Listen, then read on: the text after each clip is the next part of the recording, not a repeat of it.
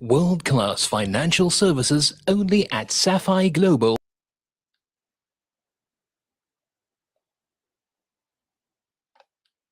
Look no further. Sapphire Global offers a wide range of financial service offerings from short-term to life and investments. A full-service center with all financial requirements under one brand. Our highly skilled and experienced consultants are ready to help protect your financial future. Contact us on 041 001 0184 or visit our website on www.sapphireglobalfs.com. Sapphire Global is an authorized financial services provider. There are over 200 million orphans globally. We can't help all of them, but what if we each helped just one?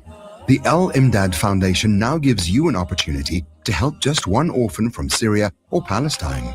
For just 500 Rand per month, you can help safeguard the dignity of an orphan by assisting them with basic needs such as food, clothing, shelter, medical care, and attention. Our orphan sponsorship program allows you to track the progress of your orphan through regular feedback. Make a difference in the life of an orphan today. Visit alimdad.com or call 0861 786 243 for more information. Shimmer, sparkle, captivate.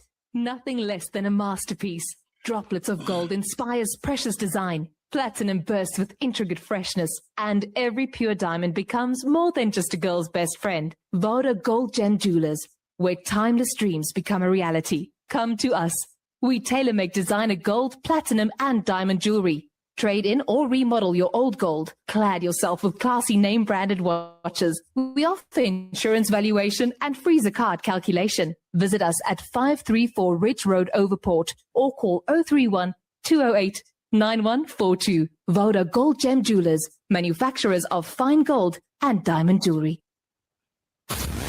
Connect and stay ahead with Salam Media. This is Salam Media, coming to you live from South Africa. Welcome back. We're going to be turning our attention now to a subject matter that is very, very important to millions of South Africans who access social grants, with roughly 25 million people relying on social security for survival. Timely and accurate grant payments are very, very critical. But many grant recipients have struggled to complete the new biometric identity verification, leading to delays and unpaid grants. Now, the South African Social Security Agency has opened up walk-in biometric assistance at local offices to make the process easier and somewhat faster for those without data, without smartphones or computers, because we know that it can be a luxury that not everyone has access to. And joining us now is Andile Tshona. He's SASSA's Communication Senior Manager, and we'll be talking about what this means for beneficiaries, the process of biometric identity verification, and how people can navigate the system successfully. Andile, thank you so much for joining us. Always a pleasure having you on Salam Media. Good morning. Good morning to you, and good morning to your listeners. There we go. And I think we'll jump right into it. Can you briefly just explain why SASSA introduced the biometric verification process for social grant beneficiaries, and what problems essentially it is meant to solve? Yeah, as you know, that our slogan at SASSA is that we are paying the right social grant to the right person at the right time, Jado. So what does this mean? This means that as SASSA, it is our intention to pay social grants to the deserving beneficiaries, to the qualifying beneficiaries, as well as paying, to the right person, not to a person who does not exist, not to a person who has stolen someone else's identity. That is why we introduced, the beneficiary biometric enrollment as one of the measures, to ensure that we pay the right social grant to the right person. Remember that with the biometrics, we do the fingerprint, and we also do the facial recognition. And this, our system is linked to the system at Home Affairs. So if you come to our office and then we have to put you through a scanner, your fingerprint automatically, will be picked up by Home Affairs that this person who is coming to apply for a grant is indeed Andile Tshona, is indeed the person they are saying they are. Also with the facial recognition, when we put you through a facial booth, your face should correspond or should be, and that is going to be picked up at Home Affairs. With that, we then ensure that no person's identity has been stolen, and also we also ensure that the person who is coming saying that they are Andile Tshona, indeed they are the real Andile Tshona, not another person who stole someone else's identity. Very, very important to note, Andile. Let's talk about walk-in support, because many of the SASSA beneficiaries have came out and said, they've struggled with the online verification process because they lack data or some of the smart devices that are required to do so. What is SASSA doing now to help those people complete their verification processes, and what does that process look like?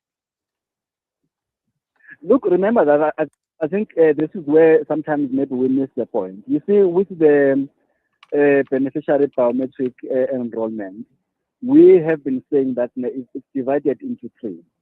It's not all the SASSA beneficiaries that are coming or are going to be enrolled, through the scanner or the biometric.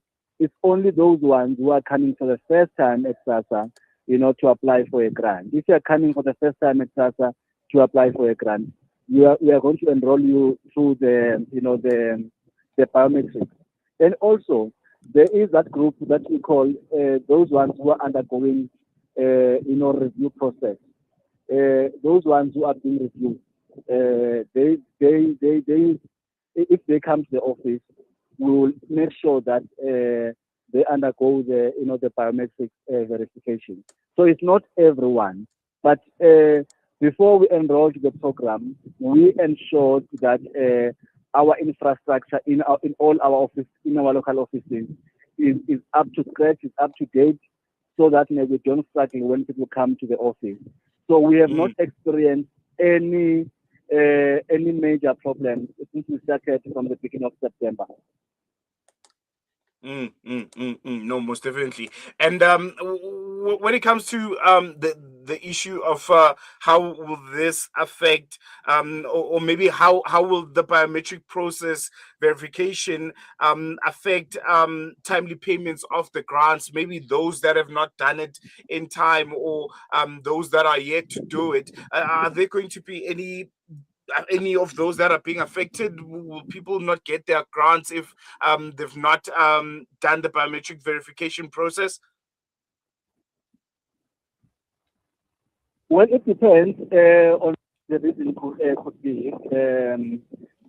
But I think we just need to emphasize this point again, that the biometrics is only when you are coming for the first time to apply for a grant. So, like by that time, you are not a beneficiary, you are coming to apply.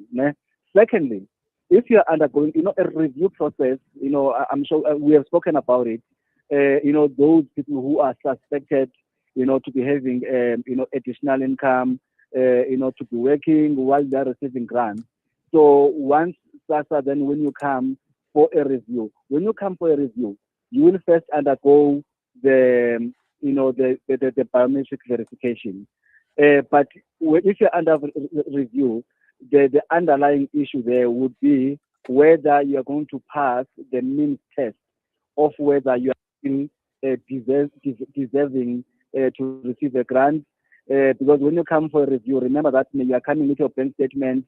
You are going to show us that what we picked up, that you have additional income. You need to explain it to us. Where is it coming from? Why are you receiving an income? Why didn't you tell us that now you are working after?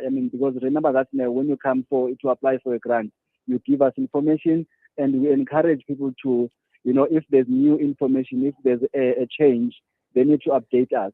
So the issue of biometrics, they don't affect you that much if you're coming for a review. But if you're coming for a review, what really affects you is whether you still qualify to receive a grant or not. If someone's grant application has been declined after verification, what recourse do they have? Can they appeal? What's the appeal process like? What documents are required, and where do they go? If you can just take us through that aspect. Most definitely, the recourse is always to appeal. Every applicant or every beneficiary, they have to appeal. So remember that you would have came to the office, to be verified, and then once you pick up that something is not adding up, then the officials will assist you with the appeal process. They will give you the forms or refer you to to the website where you can appeal the outcome. And lastly, before I let you go there, Andile, there were some social media rumors that have been circulating regarding SASSA and changes to the COVID-19 SRD grant. Those rumors were about citizens and permanent residents. The rumors that refugees and asylum seekers can now access a special permit which entitles them to receive the SRD grant. How plausible are those rumors? Has eligibility of who and who cannot access the grant changed from SASSA's point of view? Look, last week already we issued a media statement, debunking that, that disinformation. That is disinformation. We don't know why people they wake up and decide to cause some panic and to spread some false information out on social media. The last regulations to be amended, it was in 2022. SASSA has not amended any regulations, and by the way, SASSA has no power to amend any regulations. SASSA, we are just distributing grants. The regulations they get amended as and when by the Minister of Social Development, and that has not happened. And also the point was that there is no illegal immigrant who receives the grant. Only asylum seekers who are registered with Home Affairs and refugees who are also registered with Home Affairs. So if you are not accounted for, that in this case you are not registered, you won't receive a grant. But if you are registered and you also qualify, remember that the underlying factor is qualification, what we call a means test. We first test whether you qualify or not. No one, just because you come to a SASSA local office to apply for a grant and you claim that you need social assistance, it does not automatically work like that. We have to test whether you qualify or not. Well, there you have it, Andile Tshona. Always a pleasure having you on air, sir. Really, really appreciate you giving us your time. Thank you so much. There you go. That was Andile Tshona from SASSA, helping us understand how the biometric verification and walk-in assistance at local offices are going to work, and how they're meant to make grant payments more accessible, especially for those without digital access. And I think the most important point is this is for first-time grant applicants.